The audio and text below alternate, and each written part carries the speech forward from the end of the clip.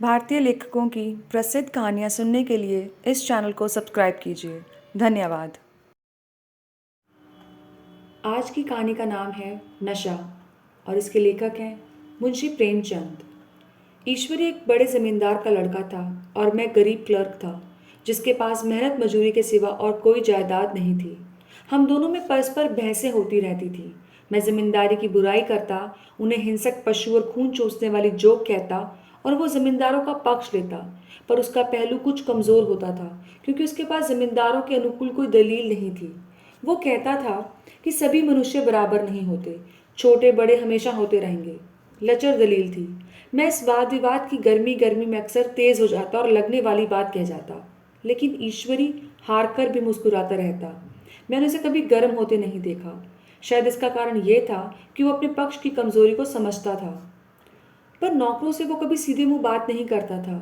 अमीरों में जो एक बेदर्दी और उदंडता होती है, इसमें भी उसे प्रचुर भाग मिला था।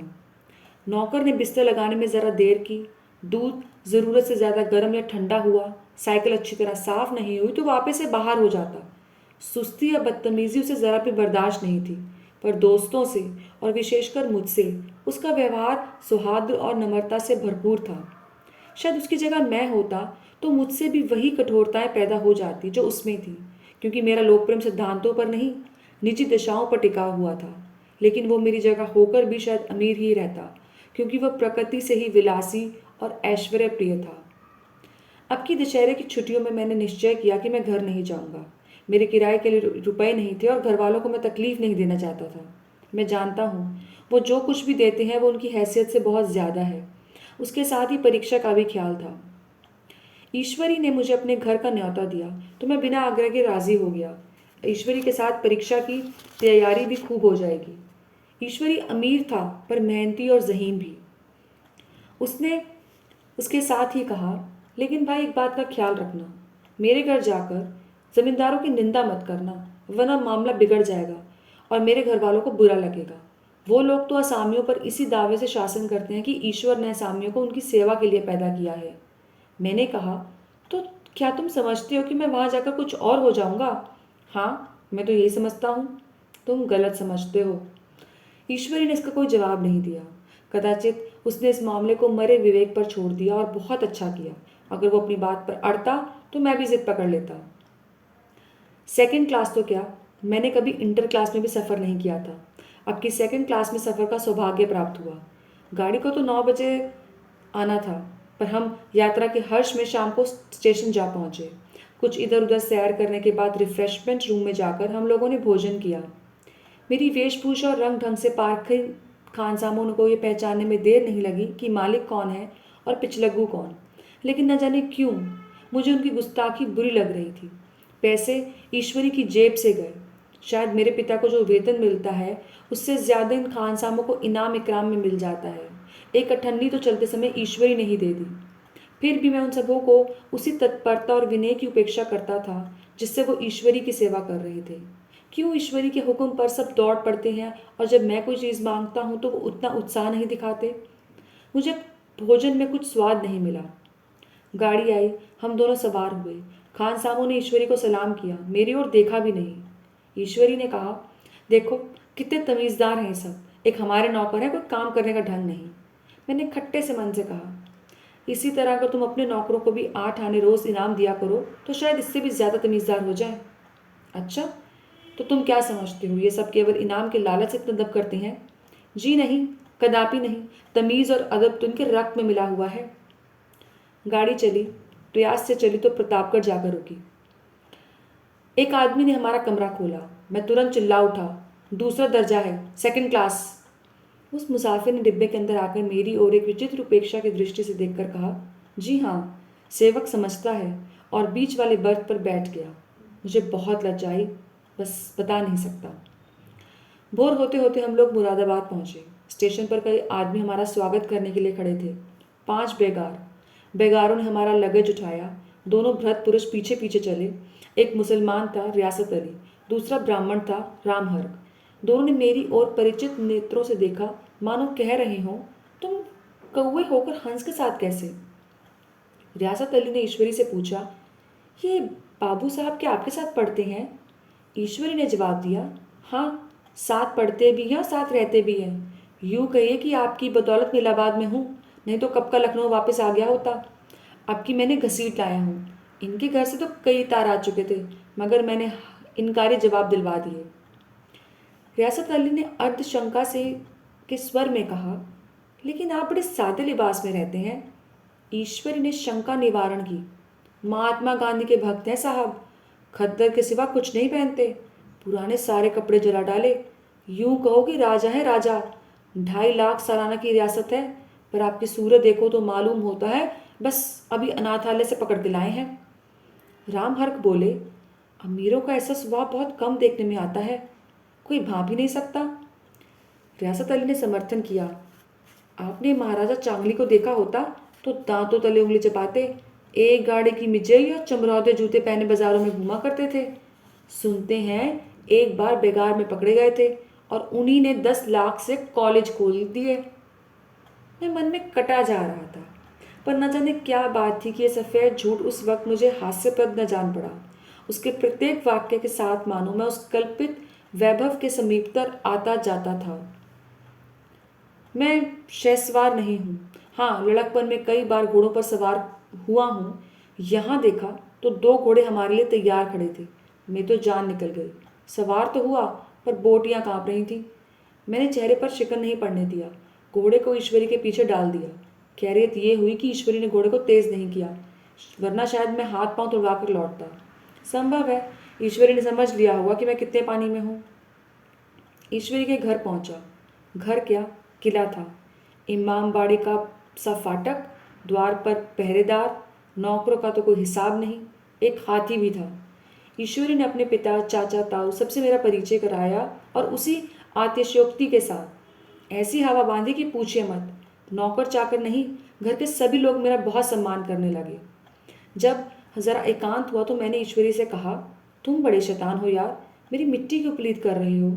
ईश्वरी ने मुस्कान के साथ कहा, इन गधों के सामने यही चाल ज़रूरी थी, वरना सीधे मुंह बात भी नहीं करते। ज़रा देर के बाद नाई हमारे पांव दबाने आया। कुंवर लोग स्टेशन से आए हैं, थक गए होंगे। ईश्वरी ने मेरी ओर इशारा करके कहा, पहले कुंवर साहब के पांव दबा। मैं चारपाई पर लेटा हुआ था। मेरे जीवन में ऐसा शायद ही कभी हुआ होगा कि किसी ने मेरे पांव दबाए हों। मैं इसे अमीरों के चोचले, रईसों का गधापन और बड़े आदमियों की मुटमर्दियों जाने क्या क्या कहकर ईश्वरी का परिहास किया करता था। और आज मैं पोतड़ों का रईस बनने का स्वांग भर रहा था। इतने में 10 बज गए। पुरानी सभ्यता के लोग थे। नई रोशनी अभी केवल पहाड़ की चोटी तक पहुंच पाई थी। अंदर से भोजन का बुलावा आया। हम स्नान करने चले। मैं हमेशा अपनी धोती खुद छांट लिया करता हूँ, मगर यहाँ मैंने ईश्वरी की ही तरह अपनी धोती छोड़ दी। अपने हाथों अपनी धोती छांटते शर्म आ रही थी। अंदर भोजन करने चले। हॉस्टल में जूते पहने मेज पर जा डटते थे, पर यहाँ पाँव धोना आवश्यक था। कहार पानी लिए खड़ा था। ईश्वरी ने पाँव बढ़ा दिए, कहार ने उसके पाँव धोए। मैंने भी पाँव बढ़ा दिए, कहार ने मेरे भी पाँव धोए। मेरा वो विचार न जाने कहाँ चला गया था।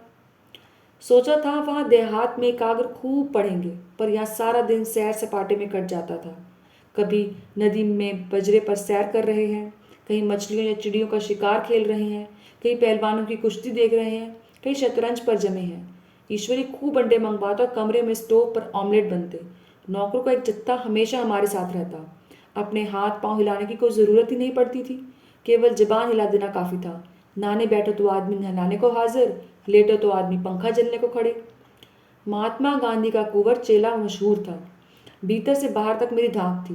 नाश्ते में ज़रा भी देर ना हो पाए, कहीं कुंवर साहब नाराज़ ना हो जाए, बिछावन ठीक समय पर लग जाए, कुंवर साहब का सोने का समय आ गया।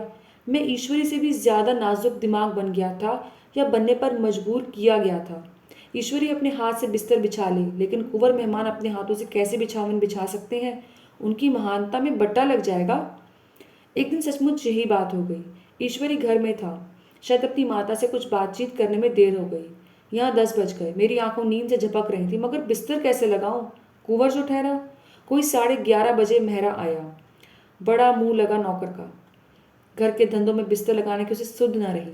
अब जो याद आई तो भागा हुआ आया। मैंने ऐसी डांट बताई कि उसने भी याद किया होगा। ईश्वरी मेरी डांट सुनकर बाहर निकल आया और उसने बोला, मैं क्या हुआ था? शाम हो गई, मगर लैंप मेज पर रखा हुआ था। दिरासर आई भी थी, लेकिन ईश्वरी खुद कभी लैंप नहीं जलाता था। फिर कुंवर साहब कैसे जलाएं? मैं झुंझला रहा था। समाचार पत्र आया हुआ रखा था, जी उधर लगा हुआ था, पर लैंप लैंप बंद था। देवयोग से उसी वक्त मुंशी रियासत अली आ निकले। मैं उन्हीं पर उगल पड़ा। ऐसी फटकार बताई कि बेचारा उल्लू हो गया। तुम लोगों को इतनी फिक्र भी नहीं कि लैंप तो जलवा दो? मालूम नहीं कैसे कामचोर आदमी को यहाँ गुजर होता है। मेरे यहाँ घंटा भर निवार ना हो तुम जैसे लोगों का। रियासत अली ने कांपते हुए हाथों से लैंप जला दिया। वहाँ एक ठाकुर अक्सर आया करता था, कुछ मंचला आदमी था, महात्मा गांधी का परम भक्त। मुझे महात्मा जी का चेला समझकर मेरा बहुत लिहाज करता था, पर मुझसे कुछ पूछते वक्त संकोच करता था। एक दिन मुझे अकेला देखकर आया और हाथ बांधकर बोला, सरकार तो गांधी बाबा के चेले हैं ना? लोग कहते हैं कि ये सुराज हो जाएगा तो जमींदार ना रहेंगे। मैंने शान जमाई। जमींदारों के रहने की ज़रूरत क्या है? ये लोग गरीबों का खून चूसने के सिवा क्या करते हैं?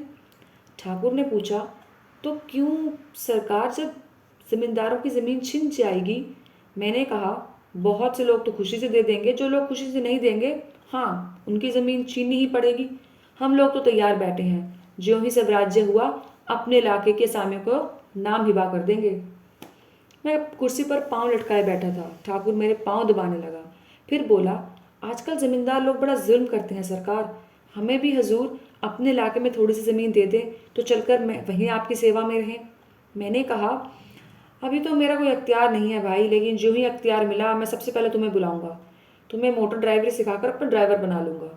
सुना, उस दिन ठाकुर ने खूब भंग पी और अपनी स्त्री को खूब पीटा और गांव महाजन से लड़ने पर तैयार हो गया। छुट्टी इस तरह तमाम हुई और हम प्रयाग चले। गांव के बहुत से लोग हम लोगों को पहुंचाने आए। ठाकुर तो हमारे साथ स्टेशन तक आया। मैंने भी अपना पाठ खूब सफाई से खेला और अपनी कुबोरोचित विनय और देवत्व की मुहर हरेक हृदय पर लगा दी।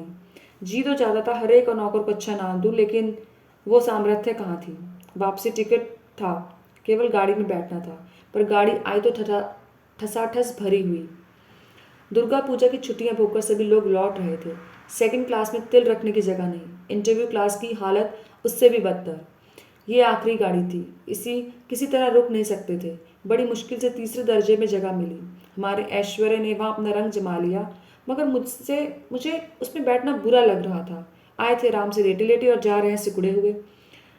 कई आदमी पढ़े लिखे भी थे, वो आपस में अंग्रेजी राज्य की तारीफ करते जा रहे थे। एक महाशय बोले, ऐसा न्याय तो किसी राज्य में नहीं देखा, छोटे बड़े सब बराबर। राजा भी किसी पर अन्याय करे तो अदालत उसकी गर्दन दबा देती है।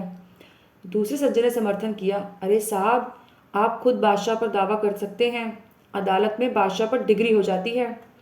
एक आदमी जिसकी पीठ पर एक बड़ा गट्ठर बंधा था कलकत्ते जा रहा था।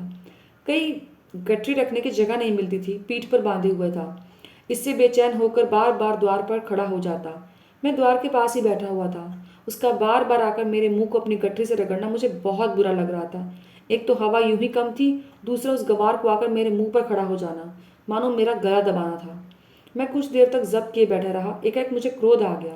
मैंने उसे पकड़कर पीछे ठेल दिया और दो तमाचे जोर जोर से लगा दिए। उसने आंखें निकालकर कहा, क्यों मारते हो बाबूजी, हमने भी किराया दिया है। मैंने उठकर दो तीन तमाचे और जड़ दिए। गाड़ी में तूफान आ गया। चारों ओर से मुझ पर बौछार पड़ने लगी। अगर इतने नाजुक मिजाज हो तो अव्वल दर्जे में क्यों नहीं बैठे? कोई बड़ा आदमी होगा तो अपने घर का होगा। मुझे इस तरह मारता ना तो दिखा देता। क्या कसूर किया था बेचारे ने? गाड़ी में सांस लेने की जगह नहीं थी तो खिड़की पर जरा सांस लेने आ गया, तो इस पर इतना क्रोध क्या करना? अमीर होकर के आदमी अपनी इंसानियत खो देता है। यह भी अंग्रेजी राज है जिसका आप अभी बखान कर रहे थे। ईश्वरी ने अंग्रेजी में कहा, व्हाट इडियट यू आर। और मेरा नशा अब कुछ कुछ उतरता हुआ मालूम होता था। धन्यवाद।